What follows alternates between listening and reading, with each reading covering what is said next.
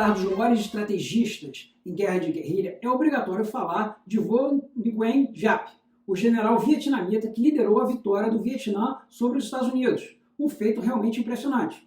Na década de 1940, ele foi para a China aprender as técnicas de guerrilha e também lutou contra a invasão japonesa na Segunda Guerra Mundial. Depois lutou contra a potência colonizadora, a França, que foi finalmente derrotada na icônica Batalha de Dien Bien Phu.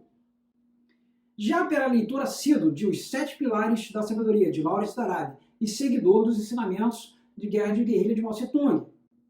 O que aconteceu naquela parte do mundo foi realmente muito intenso. Sem dúvidas, há lições que podemos aproveitar. Eu visitei alguns lugares históricos no Vietnã, como museus.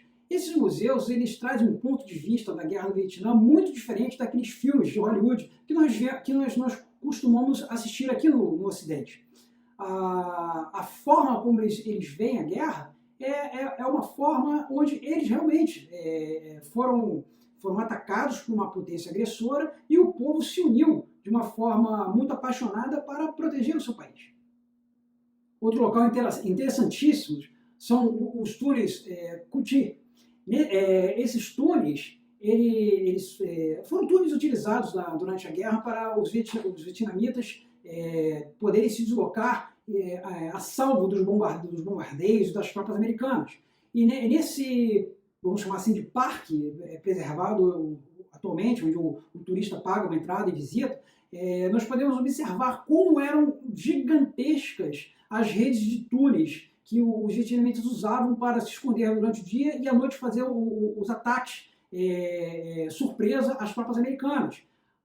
A questão da ocultação e da camuflagem era impressionante. Nessas fotos aí nós vemos uma maquete com os túneis no subsolo e nessa outra foto nós vemos aí uma pessoa demonstrando como que ela entrava no túnel, colocava essa camuflagem por cima e realmente era muito difícil saber que ali embaixo havia pessoas.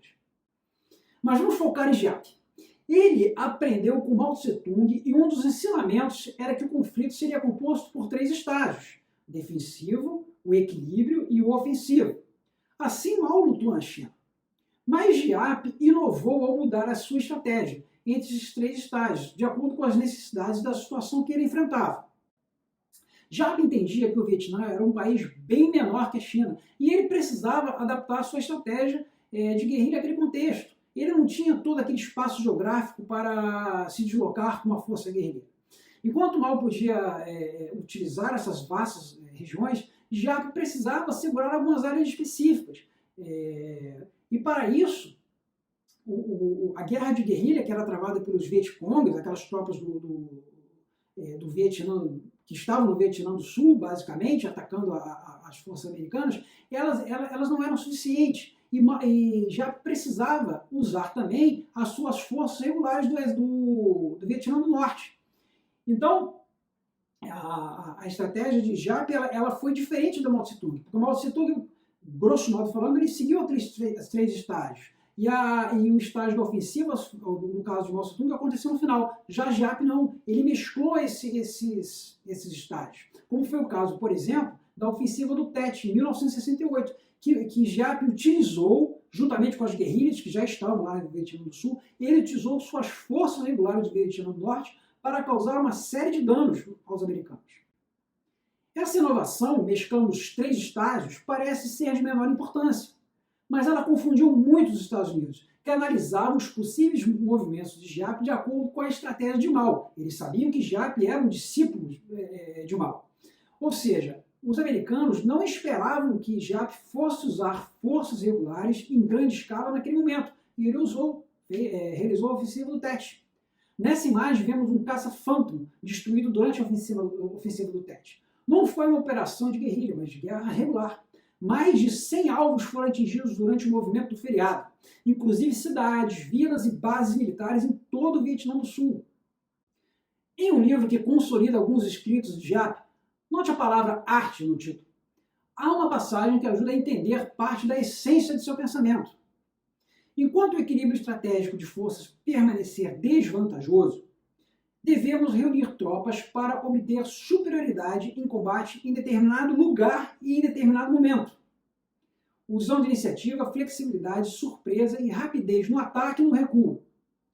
Devemos esgotar as forças inimigas pouco a pouco, com pequenas vitórias, e ao mesmo tempo manter e aumentar nossas forças. Quem conseguir entender esse pensamento vai capturar muito da essência da guerra de guerrilha.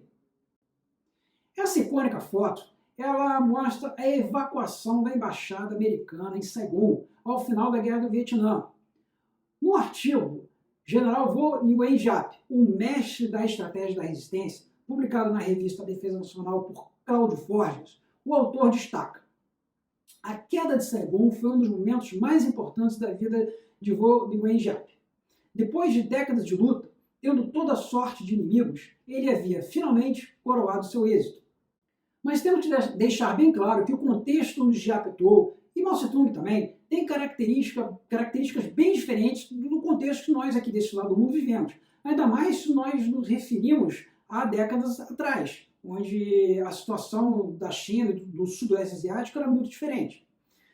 Ainda aproveitando o artigo de Cláudio Forges, temos que ter em mente: para um vietnamita, assim como para outros orientais, o sacrifício da vida em prol da família ou da pátria é mais que uma obrigação, é além de impositivo, uma honra.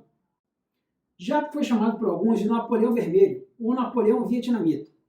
Claro que são dois personagens completamente diferentes, pois Napoleão comandou tropas regulares, enquanto Giap foi um mestre em luta contra tropas regulares, ou seja, o mestre da guerra de guerrilha. Mas o título é mais para destacar a grandeza estratégica de Giap. Nessa imagem nós vemos 3 capas da revista Time, com Giap. As lições que devemos tirar de Giap confirmam o que ensinaram Lawrence da Arábia e Mao, como por exemplo: se você é o mais fraco, ataque uma fraqueza do adversário usando velocidade e surpresa. Mas o mais importante é que Giap estudou mestres anteriores, mas ele tinha a percepção de que não é uma boa estratégia copiar aquilo que deu certo.